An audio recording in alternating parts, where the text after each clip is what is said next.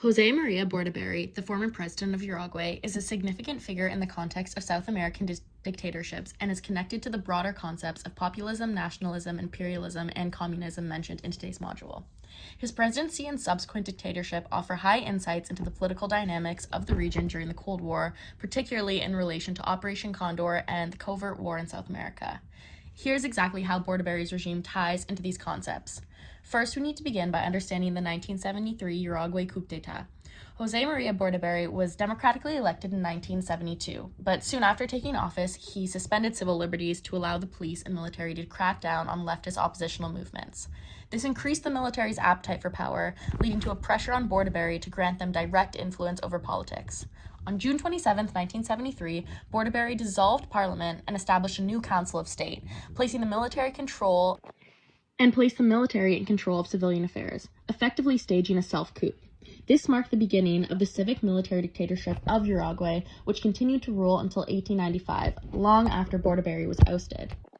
Regarding his downfall, it's important to look back on 1976 when Bordaberry proposed a new corporatist constitution that aimed to eradicate all other political parties and establish a permanent role for the military at all levels of government.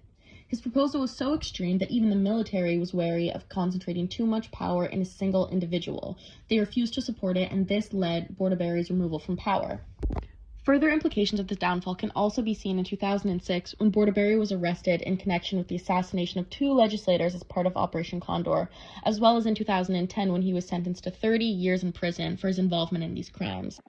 Albeit he still was never tried for his constitutional violations during the 1973 coup.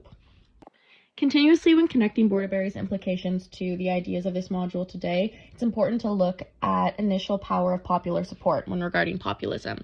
Bordaberry initially came to power through democratic elections in 1971 as a candidate of the Colorado Party, which had significant populist appeal, promising to address the concerns of the rural and urban middle classes.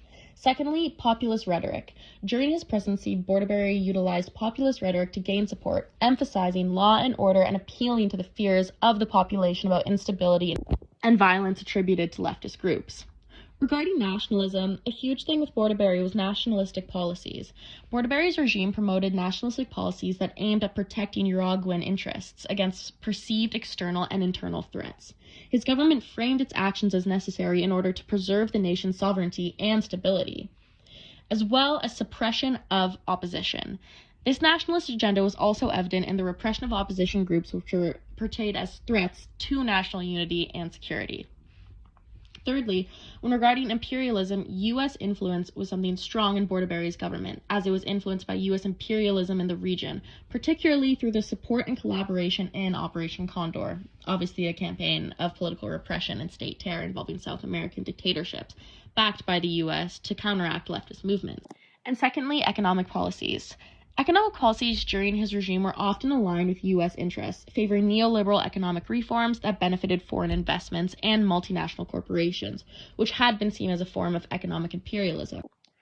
Fourthly, when speaking about communism, Bordaberry's regime was a staunchly anti-communist stance, which in theory then justified the severe repression of leftist groups and activists. And the overall fear of communism was something that was used to often legitimize the coup d'etat and subsequent dictatorship. Secondly, Operation Condor.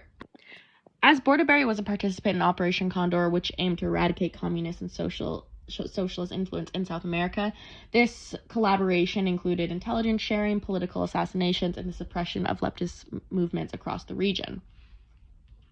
Regarding Operation Condor and the covert war, Bordaberry's Uruguay played an active role in Operation Condor, working closely with other South American dictatorships to eliminate political dissidents. This included coordinated efforts in surveillance, kidnapping, torture, extrajudicial killings, and much more. Secondly, the repression and human rights violation, which under Bordaberry, Uruguay became one of the most repressive states in the region, with widespread human rights abuses targeting anyone suspected of communist sympathies, or opposition to the regime in general. And this overall impact on South America. A big thing was regional cooperation. Bordaberry's involvement in Operation Condor exemplifies the broader regional cooperation amongst South American dictatorships in order to maintain power and suppress opposition, reflecting the interconnected nature of these regimes. This as well displays a legacy of dictatorship. The legacy that Bordaberry's dictatorship like those in other South American countries, left a profound impact on Uruguay's political and social landscape, with long-term effects on civil liberties and democratic institutions. All of these issues tie into the concept of a collective memory in Latin America by holding power-hungry, self-interested torturers accountable for their actions in all circumstances. The story of Bordaby is crucial within Latin American context, as his trials and conviction affirm a clear narrative, regardless of its complexities, that contributes to the direct reflection and the truthful education about events, ensuring that they are accurately represented and remembered in the region's collective memory.